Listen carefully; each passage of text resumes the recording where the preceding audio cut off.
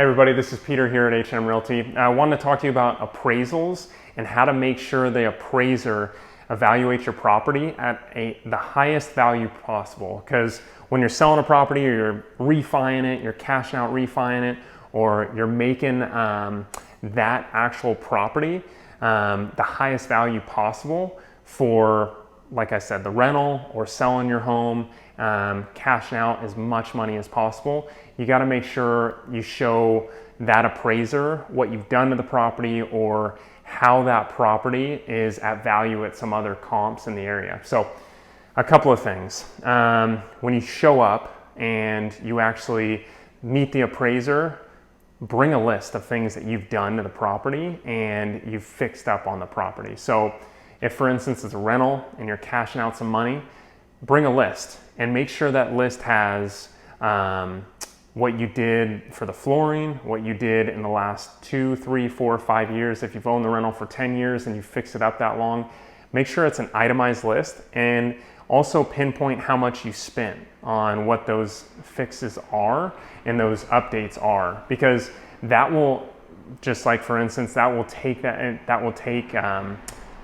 valuation that appraiser gives, and they'll throw it in with the appraisal. So if they ever have any questions by the lender of why is this property $500,000 and then the other properties around the area only $420, well, it's because they spent $60,000 on a pool, or it's because they did a $55,000 update to the interior and then they actually just put a new roof on it, and this is how much it cost. Well, that helps them evaluate it and justify why they gave that property that price. So that's one thing to do. Also, when you're coming up to an appraiser, they may be from out of the area. They may be an appraiser from LA. Well, we're in Southern California, so they may be from LA and we're 60 miles away from LA, where they may be in a tract or a neighborhood where they don't know about a walking trail, the community pool. They don't know about some other comps or model matches that are in the area that have sold in the last 6 months. They usually go 3 months and then they'll go back 6 if they need to.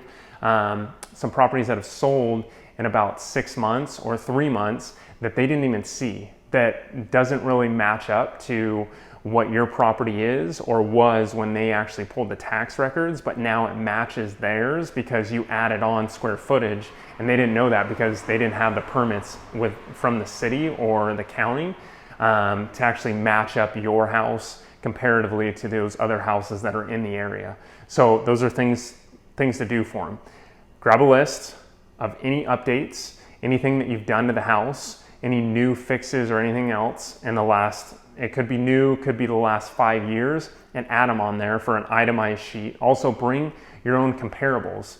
Those properties that have sold in the area that you're like, that property is exactly like mine, or that property is subpar because it didn't have a pool, it didn't have a finished basement, it didn't have a finished garage. Those types of things bring value to that appraiser, and also brings the knowledge of that appraiser so they can justify the price that they're giving for your home or also your rental property. So, and that could be huge. That could allow you to cash out an extra $100,000, or let you cash out an extra $50,000, or it can appraise for more. So when you sell that home, you're actually selling it for $750,000 versus $650,000. So things to think about.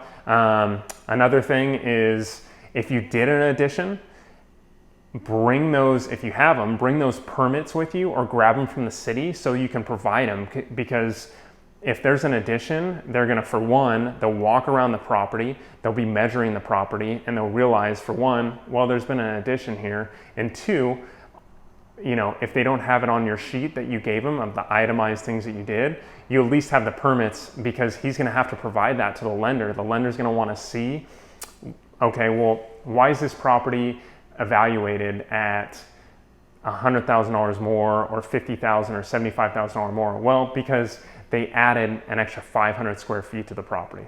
Okay, that makes sense. So that justifies exactly what the price is that you want, or at least around the price that you want. So 3 things: permits, comparables of the properties in the area, and then itemized list with the prices of what you've done to update the house. So things to help you when you get that appraiser coming out, or if you have your house listed and the listing agent is going to meet the appraiser, things to nudge them about to make sure that they know, hey, you better let them know about this X, Y, and Z, because I want to make sure that this house is evaluated at the actual agreement price that we have or the list price that we have. Thanks for watching.